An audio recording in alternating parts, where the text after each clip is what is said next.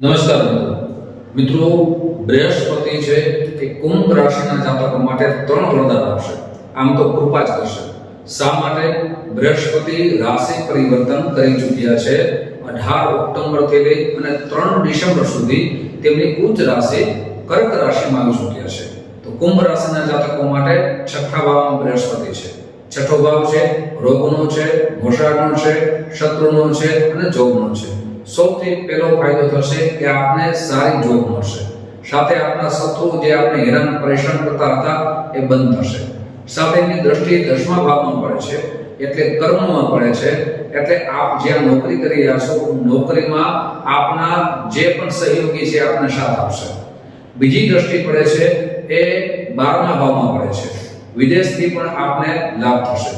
સાથે ત્રીજી દ્રષ્ટિ પડે છે બીજા ભાવમાં પડે છે। બીજો ભાવ ધન ભાવ છે, પરિવારનો છે, વાણીનો છે।